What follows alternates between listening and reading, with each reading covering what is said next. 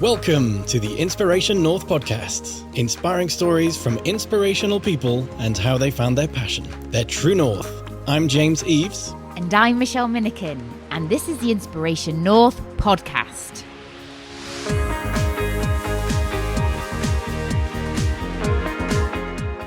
In our special Mother's Day podcast, we're going to be speaking to the parent behaviour coach, Willis-Keeler, and what we're going to talk about is feeling more in control of your parenting, how to connect and not control your children, how to respond to your child's behaviour, the 7 habits that will improve your relationship and increase your influence over your child, and how to deal with supermarket meltdowns and screen-addicted teenagers, as well as answering some questions that some parents have sent us.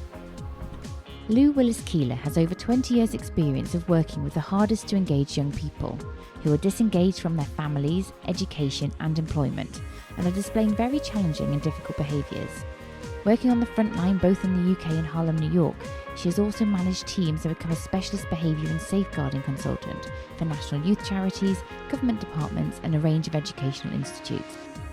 Her background is in conflict resolution, NLP and behavioural psychology, choice theory, which is the foundation of her work. As a parent herself, she saw the value of her work and wanted to share it and support other parents to get the same results as she has both personally and professionally. It's time to move away from the naughty step and help a generation of children and their parents learn new ways to approach, challenge and change behaviour. So thank you ever so much for joining me in the studio today, Lou. So would you like to talk to me a little bit about what finds you here? Okay, so basically bribed. Coercion, nagging. No. Punishment. Oh, yes, you know we're going to talk about punishment. That makes us sound like it's going to be a very touchy podcast.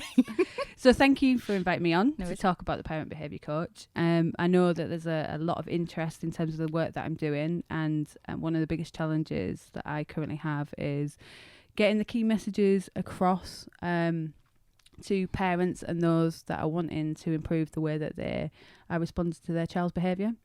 So it's a great opportunity to kind of help share that knowledge and information, and hopefully for parents to gain insight into what I'm doing. Excellent. So we've got some questions that we've elicited from some parents as well. So that'd be interesting to grab as well later on. So talk to me about how you find yourself being the parent behaviour coach. What happened there? Yeah, so completely by accident. I've got to confess, it's been completely by accident. So I've spent 20 years working with young people who are totally disengaged from their families, from work, from education, very complex needs, displaying many difficult and challenging behaviour, who have been written off because of their behaviour. They might not be in employment, they might be making life choices that are seen as quite detrimental, increasing risk-taking behaviours, etc. So basically working with the hardest to engage, displaying the most difficult behaviours. Mm-hmm. My job has been to engage them, build relationships and help them move on to a healthy, happy place. So when some people have a viewpoint, you can't work with a young person because the behaviour is that extreme, I've got 20 years of evidence to say that you can, and you can really help them move on. So during that time of always working frontline and acquiring quite a considerable amount of young people's stories as to what's led them to where they're at, and how to help them get back on track, I've also gone into training and consultancy to help other people be able to reach out, engage those young people and help them move on with their life choices. So 20 years of doing that and seeing all sorts of behaviours and circumstances, etc. It's hard work because you're seeing the after result of things gone wrong, broken down. And we're becoming more aware of the mental health epidemic and antisocial behaviour. We just look at the media right now, we've got a rise in knife crime. What happens if we could turn the table on that? And we could start preventing it before it became a problem. So I've got great insight into how I can engage somebody after it's happened. But what I wanted to do in essence is ultimately do myself out of a job. Yeah. So I wanted to take all my knowledge and make sure that we could get it to children, their families, parents, professionals early on to help lay the foundation to prevent many of these situations becoming lifelong problems. So 2 years ago, I left the NSPCC and was toying with the idea of taking all my knowledge and setting it up into a company. So I set up a company with social impact called Psychological, and it's a complete play on words. And it's about psych mentally and preparing for life in a fun and logical way. So that's ultimately what the name means. And what I wanted to do was to make sure that we could, through play, through interactive learning, educate children from an early age, make sure professionals had the skills to respond. But one of the biggest areas that is underutilised and undersupported is parents. So I wanted to pilot something and try something working with parents, because I've also worked with parents over the past 20 years, that would help them feel more in control of how they responded to their child's behaviour. Because parenting is bloody hard work. And we both sit here as mothers knowing how hard work that is. So what I wanted to do is to really engage parents, and the parent behaviour coach become much more than me, much more than one person, and to become a parent in movement, a parent movement that supports and does not judge parents in terms of how they respond to their child's behaviour. So we're not just talking about short-term one-off interventions. We're talking about upskilling parents with the skills, knowledge and confidence to support their child, educate their child throughout their life, to make sure that they know how to respond to their child's behaviour in a way that's not detrimental to them and their mental well-being, but also brings out their ability to engage and connect to their child, to help their child be mentally prepared for life and to go on. So when there's challenges which will inevitably occur in any family, that the parent feels a little bit more skilled and equipped to deal with that. So over these 2 years, I was informally approached by friends asking, who knew what I did, if I could support them in their parenting journey with some of their parenting issues. So I did, and one of my friends that owns a soft play cafe for under fives was really pushing me to consider doing something more formal with it, because she could see that parents were really, really struggling when their 2-year-old was having a tantrum in a public place. And as parents, we all feel for them, because it's really awkward and embarrassing and cringy, and we just want to stop it and make it go away.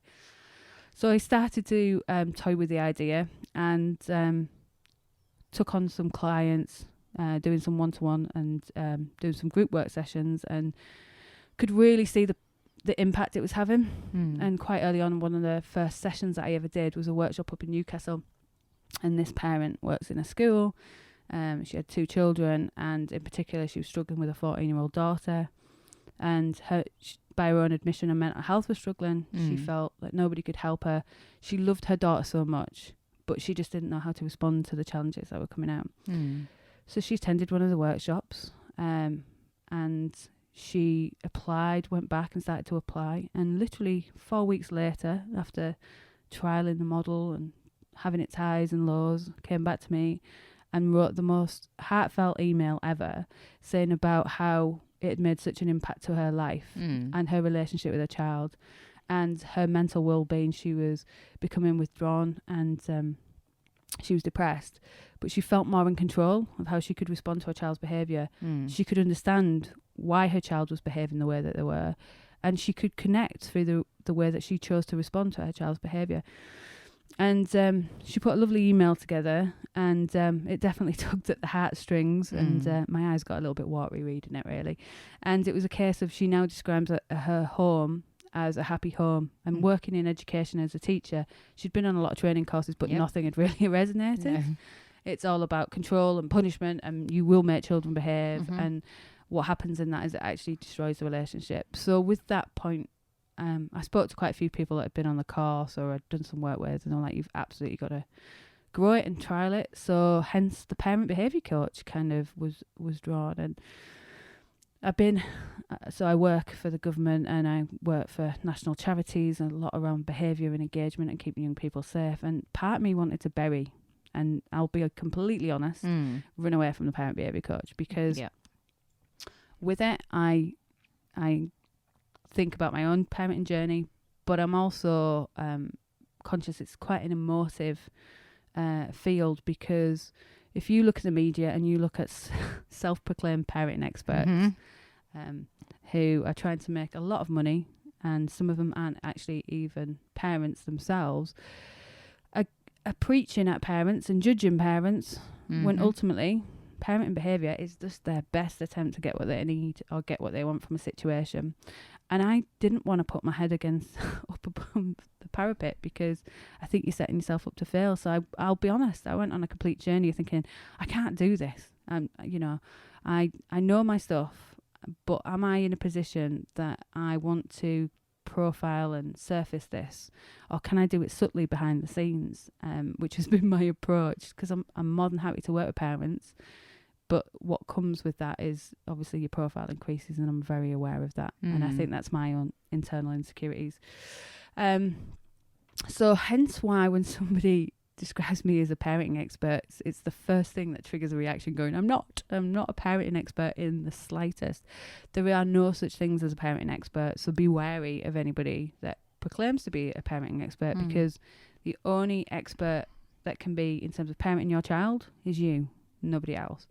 But I have a background in professional coaching. I'm a trainee practicum supervisor for the William Glasser Institute, which is a positive behavioural psychology, and we put that into a therapy process and coaching and mentoring. And I very much see my approach as not there to judge, not there to lecture parents, but to work alongside them to help them understand their child, their relationship, their situation, and help them understand what's driving their behaviour and the child's behaviour, and coach them through a process that helps them formulate their own strategies and practices that then help them feel more in control. They own it, and they're more likely to get the results. So hence the parent behaviour coach is about working with parents, not judging parents, to do that.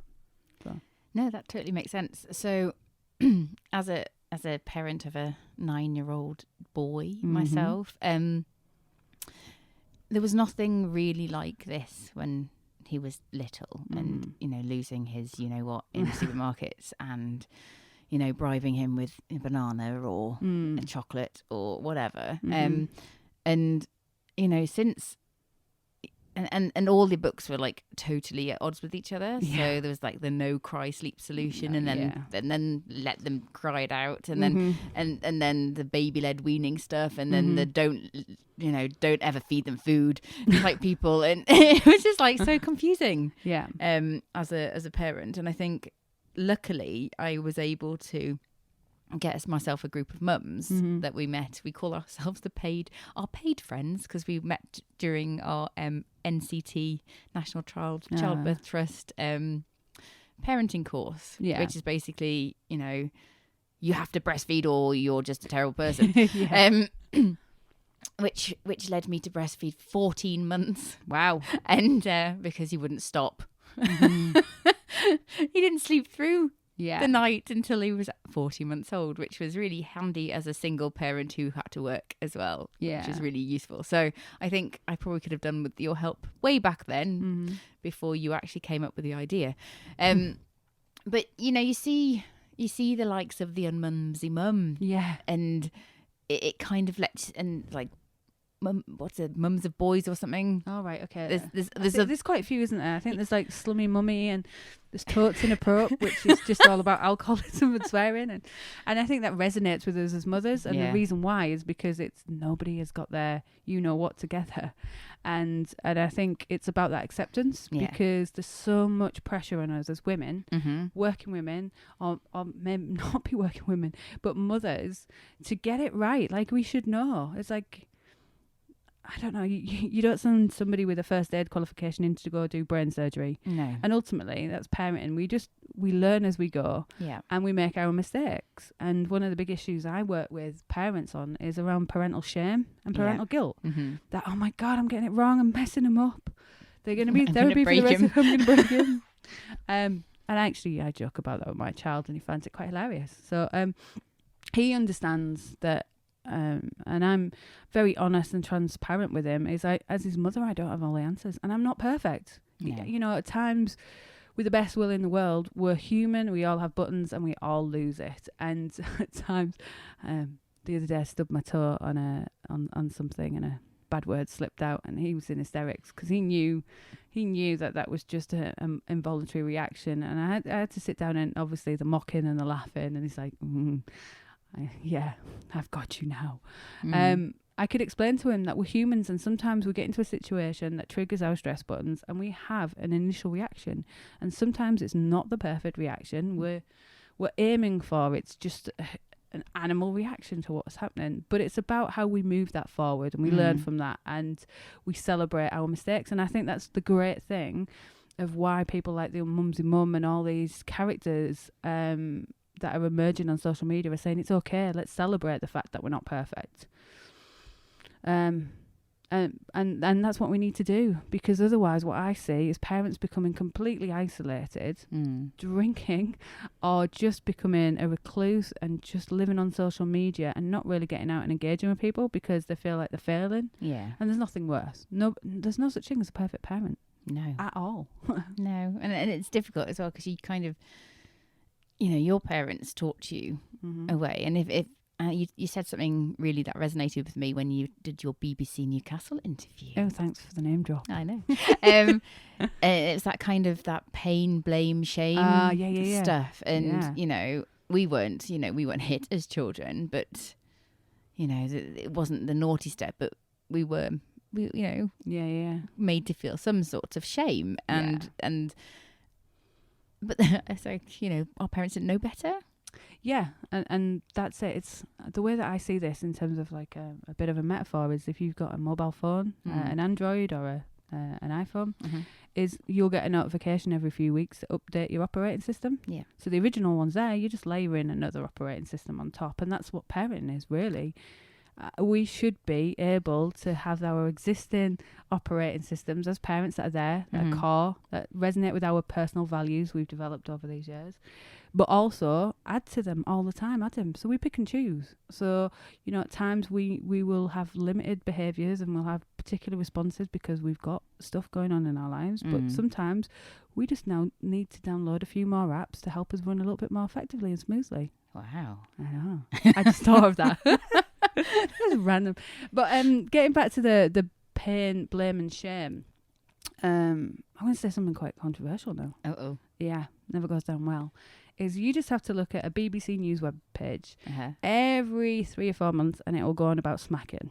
Okay, and we have a cultural divide about smacking. Yeah. Because there's a generation that grow up and it was okay. You hear the words, it was okay. It never did me any harm. This is what's wrong with society. Kids should be smacked more and more. And quite now, I'm pretty sure anybody listening to this will have an opinion straight away, whether it's a yay or an A for smacking. And I worked for the NSPCC for 4 years, and one of the big things, we were part of a movement that went into schools under the Childline School Service, educating children really that anything that causes pain or you're worried or frightened about, it's not okay. We want a generation of children growing up that's not okay. So we really want to instill that parenting in terms of smacking, there'll be always some that are adamantly for it and believe that that's the only way, and some that are adamantly against it. And personally, I'm going to say it straight out, I'm against any form of pain, blame or shame techniques, because you can educate your child and you can help them learn healthier alternative behaviours and get results. You can instill a strong sense of discipline without using any of those 3 techniques. And I think that's one of the reasons I've worked with parents before, and they've said, yeah, I used to smack my child and I'm embarrassed about it, but I was just so frustrated. I didn't know what to do. And it's what my parents do. So we actually learn from our parents. But, we're in control of our own behaviour, and it's just about us learning different ways. And one of the strong arguments is we want children to grow up and realise that if they want to get results with another person, hitting and blaming or pain or shaming somebody isn't going to get the results. It's going to damage the relationship and have less of an impact. So we want children from an early age growing up learning different techniques to get what they want without using those methods. So yeah, thanks for bringing up that interview. But it's something I feel really strongly about, is that we can still get results without that technique. So I know you mentioned the naughty step. Oh yeah, no more naughty step, please. And the reason why I'm calling out the naughty step and super nanny with that is because what happens, and I understand we have an emotive response when our child's doing something to frustrate. And for example, one of the parents that messaged us in wanting to know how to deal with when a child hits you is, in that moment you are frustrated and you want to get a response, and it could be for their safety, and I completely applaud anybody that takes that strategy. Is when you feel you are losing it, that's the time to walk away, calm down, and then go back and re-engage in it, because it's got to be about your safety and the child's safety, and we're all capable of losing our temper. But what happens in terms of that methodology, which we've got a generation of parents growing up thinking, I need to use time out and I need to use naughty steps. It's just a battle of wills. It's a battle of wills. So my model's based upon choice theory, which is a positive behavioural psychology, which I'll explain a little bit more about, neuro-linguistic programming, and conflict resolution and mediation. And what we want to do is move away from 7 behavioural habits that damage our relationship with our child and promote healthier ones. Now, when you use the naughty step, it is a punishment technique, and I'm going to talk about how punishment techniques can actually be detrimental. And again, I'm not saying we shouldn't have discipline. We should have discipline and we should have consequences. But when you use punishment, it's usually an approach of might is right, so I'm going to win. So what happens is, with the naughty step, it ends up in battles of wills, of like, I'm going to make you sit there for 4 minutes and you're going to be there for 4 minutes. So actually the battle is about who can win and force a child to stay in one spot, which is great. If that's what you want to achieve, that's great. But ultimately, I'm pretty sure any parent that's using that technique wants their child to be educated and understand why the behaviour that led them there isn't appropriate. So we need to engage a child and educate them so they understand that in the future, their behaviour will have consequences.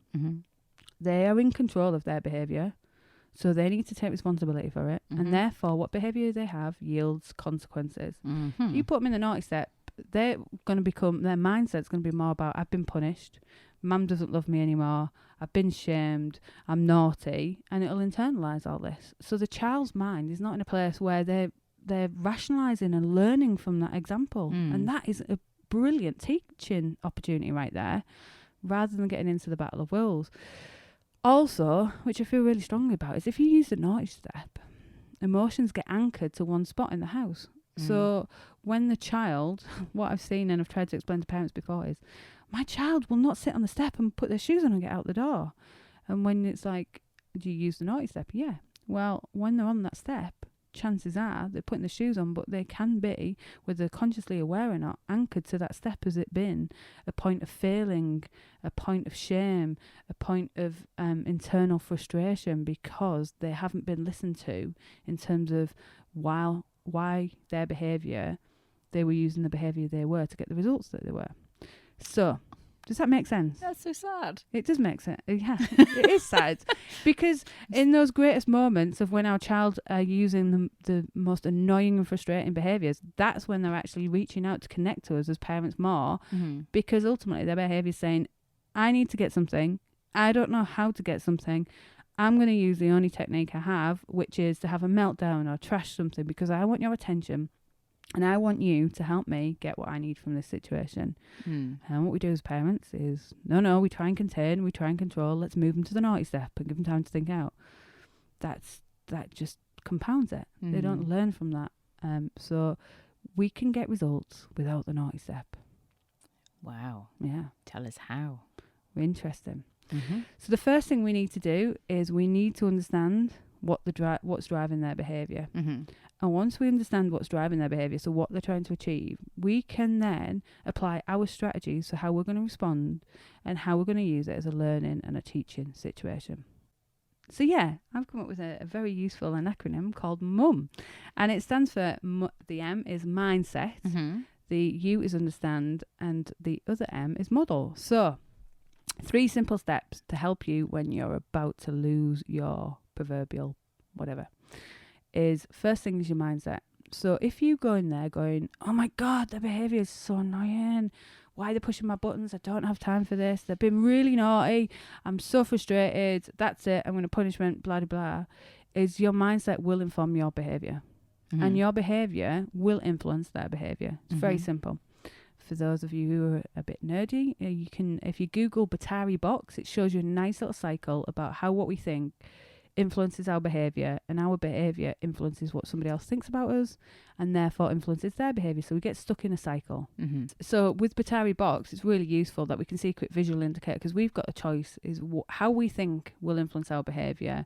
And what we don't want is this spiraling into a battle of the wills and a breakdown where we're both frustrated and it's all chaos. So we have to approach this and be using some really positive self-talk, that when a child is displaying the most frustrating, annoying, button-pushing behaviour, that is actually their best attempt to meet their needs. Mm-hmm. That is their best strategy. If they're wanting a reaction out of you, they know exactly how to get a reaction out of you. Mm-hmm. So this is where we really need to have that calm internal voice of going, right, okay, I understand. I am on to you. I understand what you're trying to achieve with this. You little monkey. Yeah. Or if you can say worse if it's in your mind, that's fine. Mm-hmm. But yes, you little cheeky monkey, I know I'm on to you. And why that approach is, it helps us feel more in control, and we must feel more in control. We can't control somebody else's behaviour, but we can control our own behaviour, and that's quite a controversial statement.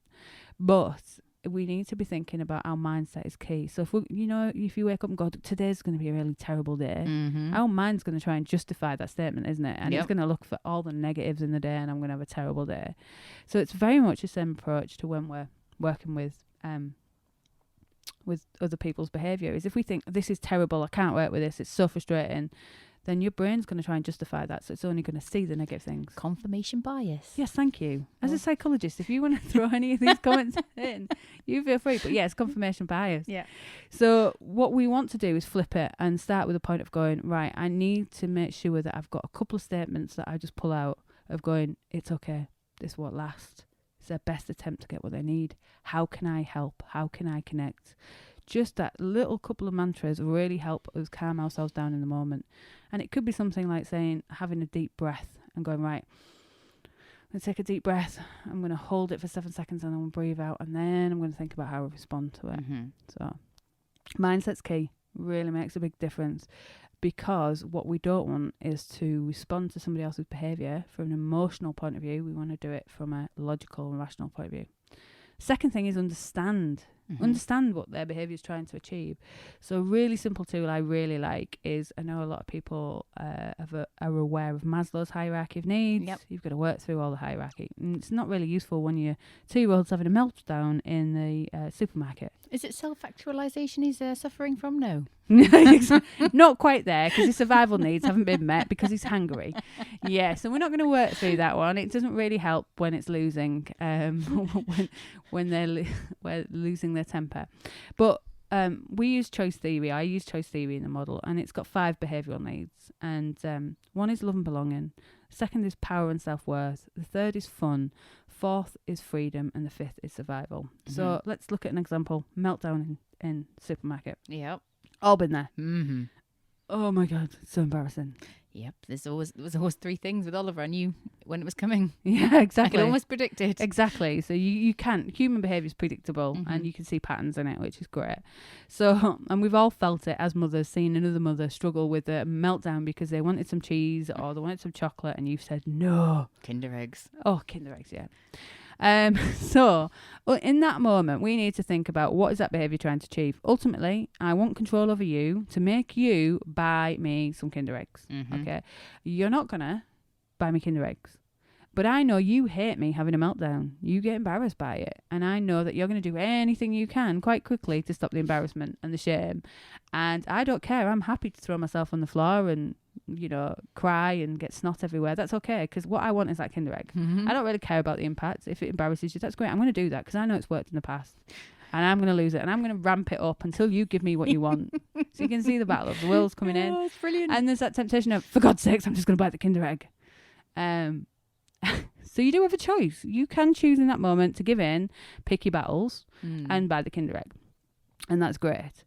But what happens is people get into a state of panic, and they'll either buy the Kinder egg, or what they'll do is they will shout or scream or walk away. They'll use all techniques that doesn't really help the child regulate or calm down. So we know. I totally get that.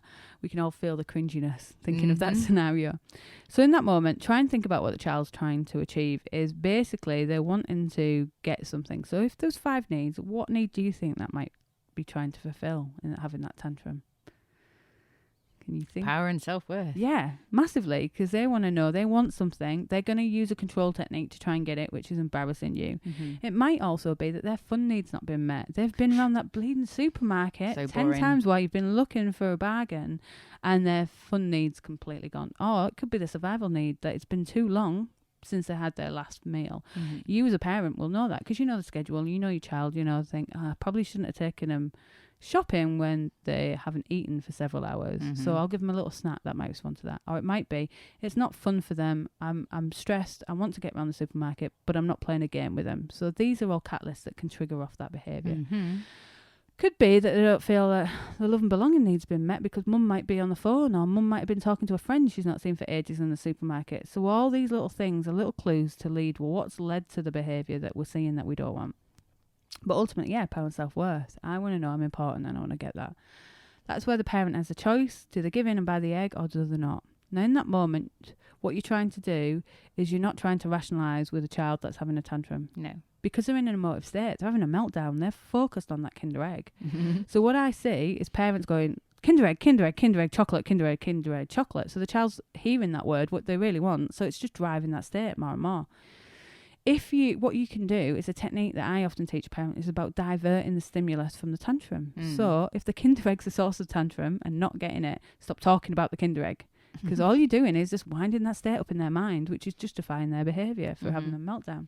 So we need to play, and we need to be armed with tools that help us have different strategies for when they're having a meltdown. So stop talking about the Kinder Egg, because the Kinder Egg just keeps triggering off every 90 seconds, their brain's looking for a reason to justify why they're having a tantrum, and start talking about something else. And it could be anywhere you can get their brain to create an image or a sensation really helps divert their attention off. So it could be that you set like a little, and have it in your mind, a treasure trail around the supermarket of trying to find as many colours of the rainbow in the tins. So they've got to look. Or I use the Minion technique, which works quite well.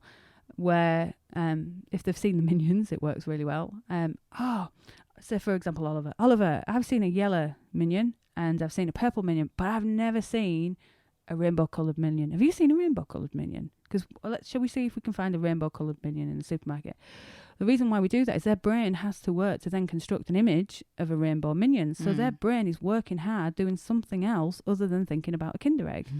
That gives us a couple of minutes breathing space to calm them down a little bit. We're taking away the source of the stimulus. And when they calm down, that's when we can move them on in a better place and try and rationalise. The worst thing to do is when your child's having a meltdown is try and rationalise and educate them, because they're not listening to you.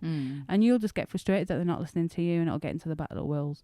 The best time to educate a child on the behaviour is when they're calm and they're relaxed and they're rational, so they can learn from their circumstances and they can choose healthier behaviours in the future. So, mindset. Child's having a meltdown. Several options. Do I pick my battles or just leave it? Am I resilient enough in that moment to think, so they're having a meltdown. Doesn't matter. I'll just keep on moving and I'll ignore the behaviour. Or do I need to go over and do I need to divert the behaviour from what's like triggering the stimulus to try and calm them down to a point that I can move them on? Or do I challenge it? Now, what I would avoid is to not challenge it when they're in that state and keep it moving on. Does that make sense? No, totally. Yeah. So what's your acronym for that one?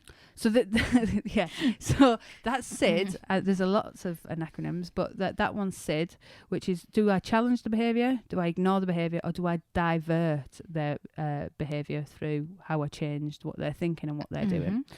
So coming back to the mum model, which is mindset, understand what's driving their behaviour and know how to respond using a SID. The third one is model. Okay, so modelling behaviour is the key thing. If you think about learnt behaviour, if when we're frustrated we resort to screaming and shouting and using threatening techniques, yep, we've all been guilty of that. There's no judgment there. We've absolutely all been guilty of it. But what we need to do is really keep ourselves in check a little bit and think, what do I want my child to learn from this? Do I want to learn my child to learn that if they want something, they need to scream at another person or shout or threaten and intimidate? No. And that's easier said than done when we're in an emotive state. But what I really want is for my child to realise it's about taking a deep breath, being calm and trying to respond in a way that models the behaviour we want to see. So it's about keeping a neutral tone. not threatening, not aggressive, not all Mary Poppins, but to kind of do it in a way that's really respectful language. Not to use too many words, too quickly, really fast, slow, calm, measured response, and really model the behaviour through like breathing and just being calm. And that's the hardest challenge for us, because when we're annoyed, we really, really want to show that we're annoyed. So it's about how do we start being conscious of going, right now, I'm going to talk to myself in that mindset of like, this is a good example to teach them. It's calm, small steps, pick your battles. I'm going to respond from this point of view. They might be hitting me and they want me to react with an over-emphasised ow. No, just keep it calm. Make them aware of the consequences of their behaviour, but don't get into that threatening, blame, pain, shame kind of threshold of responding to behaviour. That makes sense. So bringing it back to choice theory, you mentioned the William Glasser Institute. Do you want to talk to us a little bit more about what that is? Yeah, so this features heavily in the work that I do because I only use things that I know that work. And about 15 years ago, I started working for a national youth charity called Fairbridge.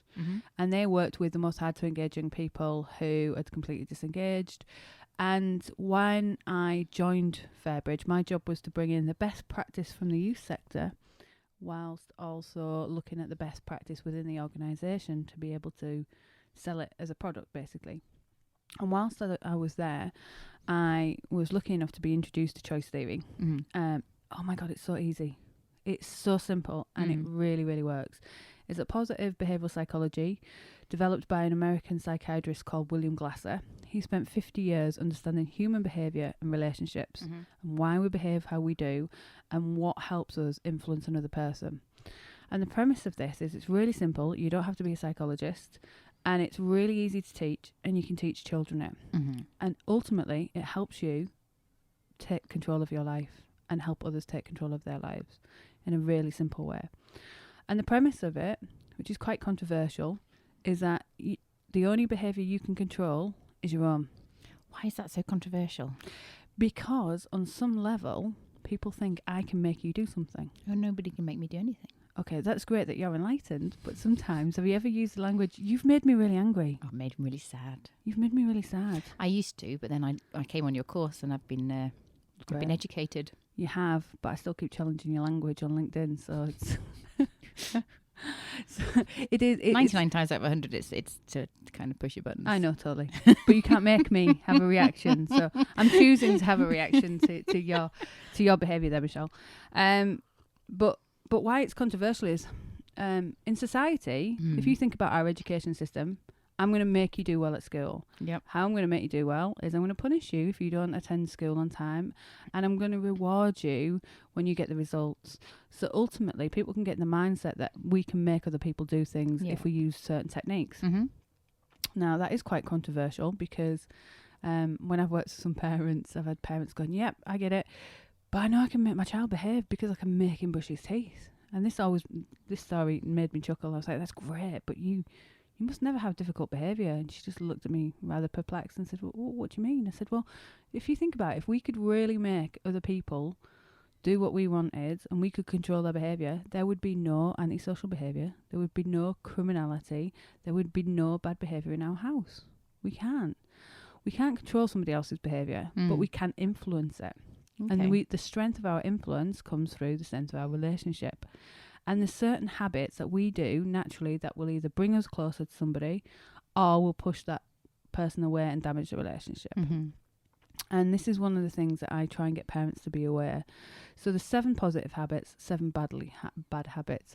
And see how many of these that you identify. I can never remember off the top of my head. But the first one's blaming. Second one's criticising. Third one's punishing. Fourth is bribing. Fifth is complaining. Sixth, nagging. Seventh, threatening. All strong characteristics, which if you think about control in relationships, they're all present quite strongly. So those relationships are short-lived. They have less impact. And, when I talked about all those young people that I worked with and their relationships had broken down, they could identify that key figures in their life, whether they be parents or guardian, demonstrated strong elements of these behavioural habits. So that might be they're punished for not doing something, and it could be physical punishment, it could be withdrawing affection or attention, they could be constantly being nagged at, oh come on, you're never doing this, you're not doing that, so obviously it lowers their self-worth. They could be criticised, punishing, threatening as well. If you think about bullying or certain situations of you do that or you're going to lose your job, or you do that I'm going to punch you in the face, all these habits are there, and actually they can start creeping in parent styles very early on. So this is why it's really important that we get positive messages out to parents. Brush your teeth and I'll give you some Smarties. Yeah, exactly. Star chat. Now, so in terms of rewarding, some people say, oh, that works, that really works for me, that's great. And in the short term, yes, it will work. But what we're trying to promote is long-term behavioural change and engagement. So reward will only work as long as it's a motivator for the other person. So do your homework, you can have an Xbox. Okay. Or if you're naughty, I'm going to take the Xbox. My homework. Yeah. If you're naughty, I'm going to take the Xbox off you. Okay. Which is a common threat. So what happens when the Xbox is no longer a motivator? You try and escalate it up. Wi-Fi code, yeah. And some entertaining stories there. So what happens is, as a parent, you're constantly trying to find the next thing that you can bribe your child with or reward your child. And that will only work so far until you completely exhaust all avenues of punishment. And they're teenagers. And they don't give a damn. They'd rather have a meltdown because you've taken the Wi-Fi off them than actually do anything about it. So what you're doing is you're storing up problems for later on. Mm-hmm. What you want to do is help the child feel in control of their behaviour. Mm-hmm. Not only feel in control, but recognise that they are ultimately choosing the behaviour, and therefore they're choosing the consequences. So we need them to take responsibility for their behaviour, and that's really important that they take responsibility. Mm-hmm. So what we try and do is encourage parents, although those traits are there, you know, it's intrinsic in a lot of us, we wanting them to choose healthy alternative responses to it. Mm-hmm. In terms of, so the 7 habits that bring you closer to another person are accepting the differences, accepting the behavioural traits, etc. Negotiating your differences. So in any relationship, there'll be some things that are just non-negotiable, but it's about understanding those boundaries and where you can compromise them. Listening, encouraging, respecting, supporting, and trusting. Those 7 habits help you increase your influence, because it strengthens your relationship with that other person. It's not until they know that you care that they care what you know. So if they feel that relationship is valuable, they will work at it to negotiate any differences and to move forward. Mm-hmm. If they feel that you don't value the relationship and they don't value the relationship, that's when relationships break down and you have no influence. So it doesn't matter how much punishing, how much threatening you're going to do, ultimately you're going to be in a situation where that person completely disengages and breaks down. And we don't want that. Nope. So in the moments of frustration, when it's like, oh, for God's sakes, why didn't you pick up your clothes off the floor? Which is classic nagging and etc., is you try and accept that that's just the way that they are. So you need to negotiate how you can talk about the impact of their behaviour. So what's the kind of standard and expectation? Well, we don't want to leave dirty clothes on the floor because it gets messy. You keep leaving dirty clothes on the floor, which means it starts getting too messy. And you think about the impact upon that. I'm getting frustrated because I feel I have to pick your underwear up because they need washing and you don't care about it. What do you think you can do to kind of help in this situation? Now, I use this model and it's called SAID, which stands for Standard, Action, Impact and Doing. So what's the standard? What's the rule and the boundary? What are they doing that isn't that rule or expectation? What's the impact? They need to learn consequences. So the impact might be, you've now got to spend time tidying the house when you could be taking them to the park. But the desire is often to jump in and tell them, you need to pick your underwear up. That's great. And that is a quicker response. But ultimately, don't forget, we're trying to get children to take responsibility for their behaviour. So what do you think you need to do? I know this sounds like a really daft question and very obvious, but you want the child to always learn how to problem solve. And so therefore, you've got to give them the opportunity without jumping in and always giving them the answer. So do you think you can pick that up if they're struggling and they can't give you an answer? Do you think you could pick that up? It's kind of gaining consent in that process. So we're establishing a boundary. We're talking about the consequences and the impact, but we're involving them in solving any potential problems that might come when that boundary isn't set. Okay. Biggest problem I have. No, not what I have. The biggest problem parents have is when they, first of all, don't clearly communicate a boundary. It's kind of, it's expected or it's given or it's something they should know. It needs regularly addressing and regularly reaffirming. And the next thing is they're not consistent. So there's no point in setting a boundary if you're not going to consistently follow it and consistently challenge it. Because once you've done that a few times, they've learnt that and they'll start embedding it and growing it. But when you change the benchmark and the boundaries all the time, sends mixed messages, a child is just learning. They can't process and own it. So therefore there's no point in it. And that's why it breaks down. People get frustrated. So the model I teach is very much like going to the gym. You can learn it, but if you don't use it regularly so it becomes habitual, you're not going to have the impact that you want. You've got to use it more than once. You've got to use it all the time, over and over again. The child then knows what's expected of them. They learn it, they adapt it, and they own it more, which gets the greatest results. So yeah, in summary, try and avoid blaming, criticising, punishing, bribing, complaining, nagging, threatening, which it's okay if we do use that, but we're trying to tone them down a bit. And try and accept a little bit at times, negotiate where you can, listen to why they may be doing, there might be a reason, and encourage, respecting, supporting and trusting. Okay, so I have a little sort of personal question for you, I suppose. I think the biggest difficulty we have is he as my son, us getting out of the house in the morning on time, because oh my God, he is just the slowest person on the planet, and it's kind of, how do you sort of jollily, you know, without nagging or threatening or picking him up and putting him in the car. He's 9. He just takes forever to do anything. Yeah. Funny enough, it came up as a topic on one of my coaching sessions last week with a 4-year-old. So, yeah, it's exactly the same situation.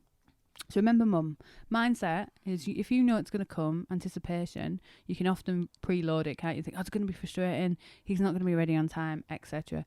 Get your mindset in check, first of all, to think, no, today's a new day, it's not the same as yesterday. These are all the strategies I'm going to put in place to try and improve it. So, set your standard. Child, we need to get out on a certain time because we need to get to school. What can we do to make sure we do that? So you're trying to gain consent and involve him in this process rather than taking all the control and the responsibility for the situation. Try and negotiate any boundaries of getting ready. And it might be that you need to leave the house at 8:30. Yep. And you push it to the limit, but set in your mind that we're going to leave at 8:15.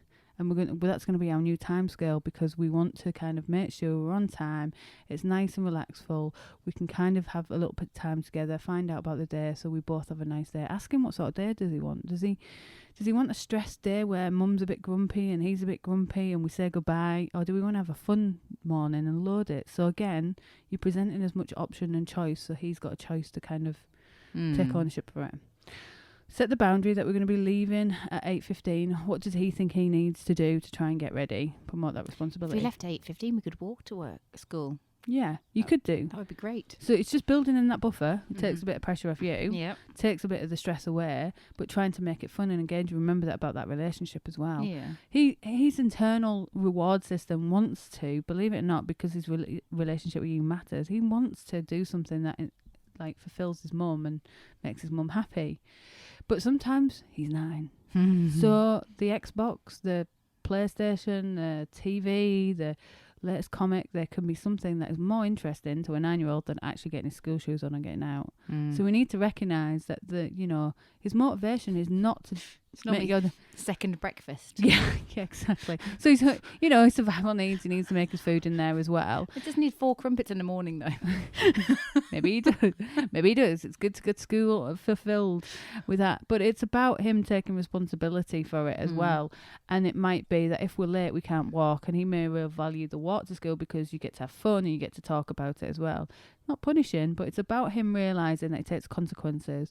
So try and decrease your stress and promote that he takes responsibility for it by saying, well, okay, if we're not out by 8:15, what's the consequences of that? Well, we can't walk, we won't get a chance to talk, we won't be going to school relaxed. Okay, so what do we need to do? The big thing is, if 8:15 comes and he's not ready, this isn't a punishment technique. This isn't a kind of a battle of the wills.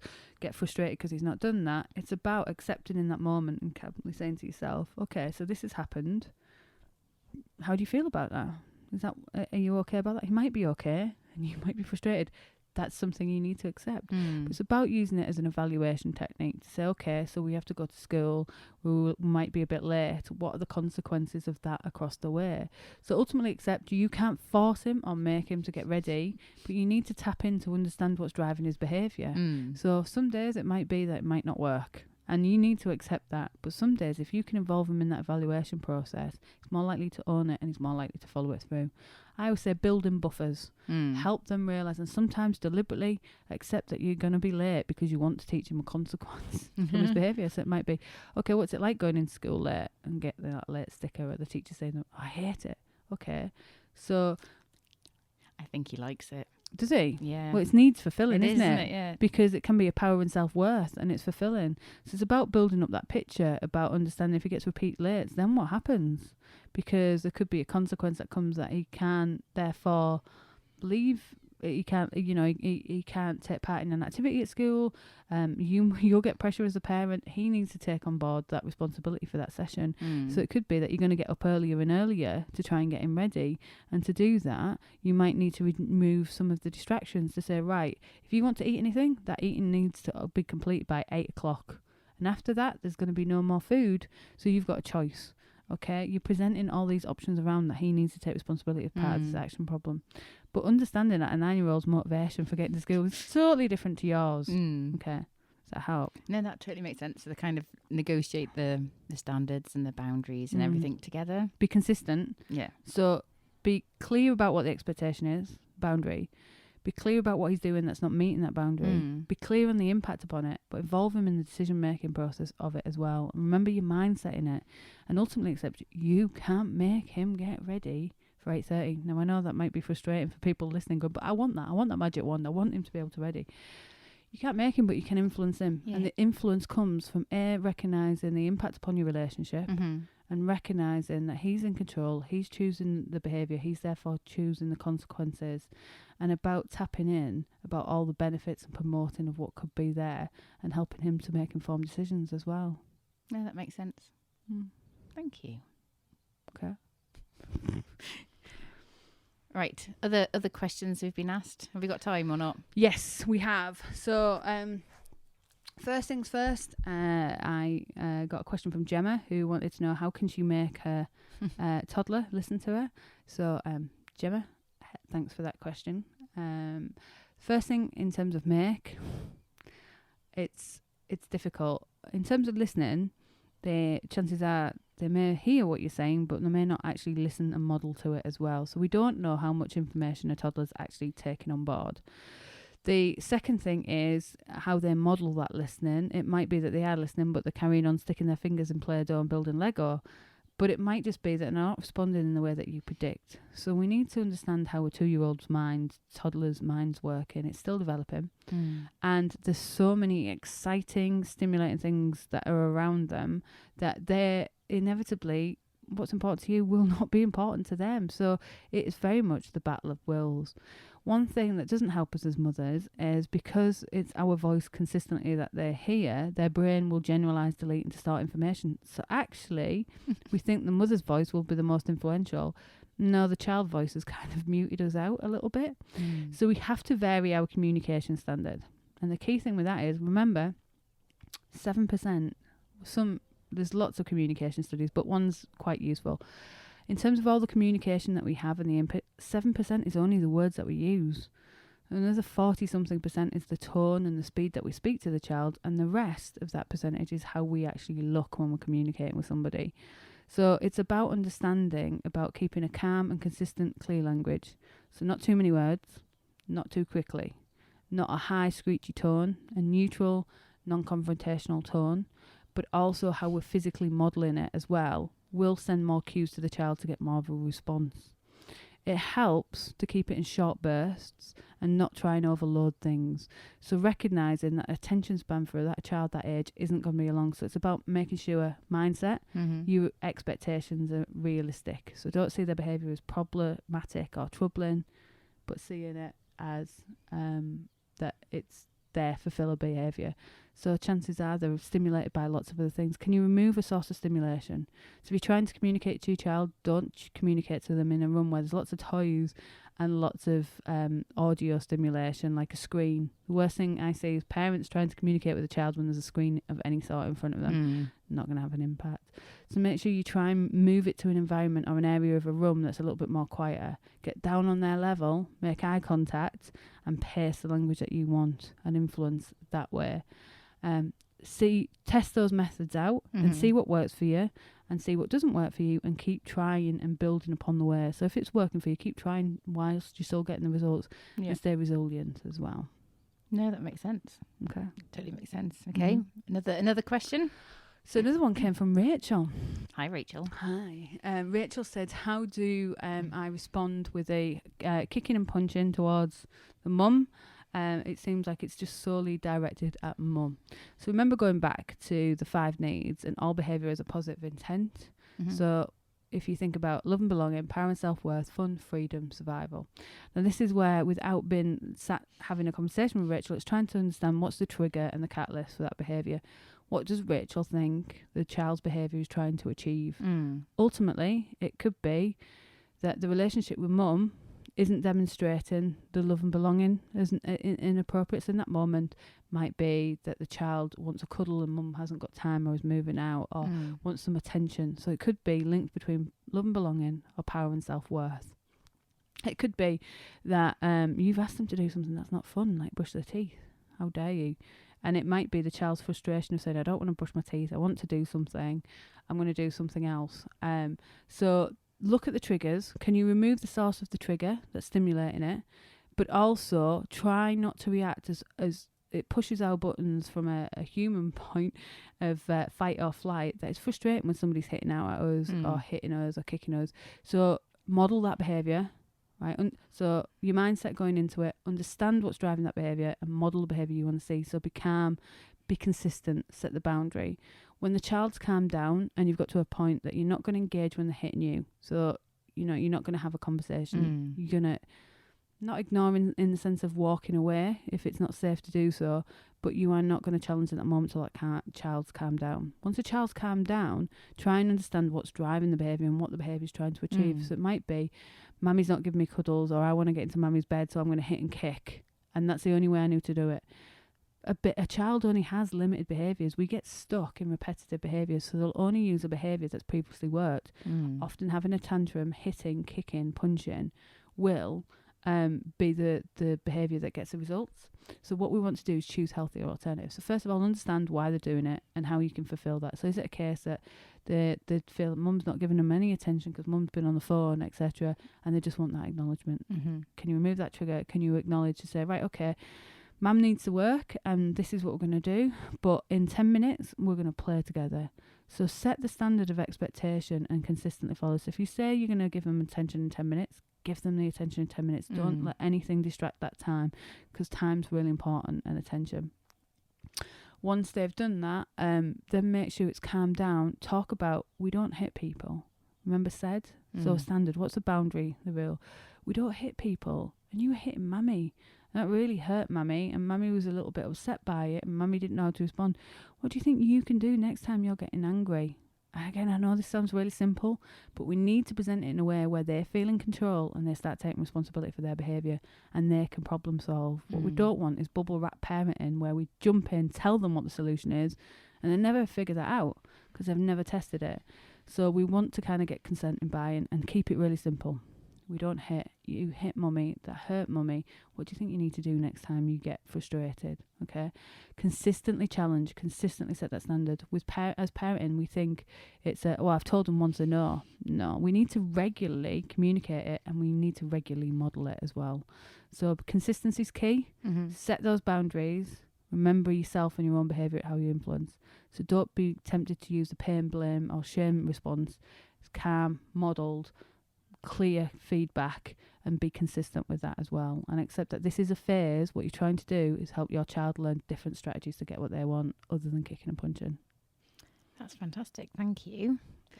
So if any of our listeners wanted to get in touch with you, what would be the best ways? I think you're all over the internet, aren't you? I'm trying to get there, yeah. So I'm on Instagram, Twitter, Facebook at The Parent Behaviour Coach. There's a website, theparentbehaviourcoach.com.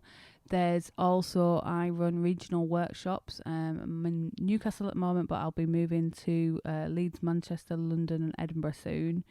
And I also do private coaching as well. So you can just get in contact, and that can be a one-off or a regular series where I do a little bit more bespoke one-to-one work as well.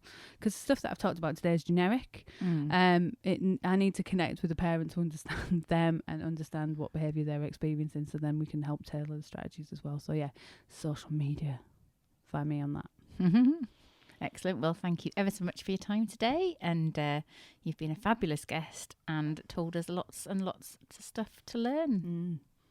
Thank you. Thanks for having me. Take care. Bye.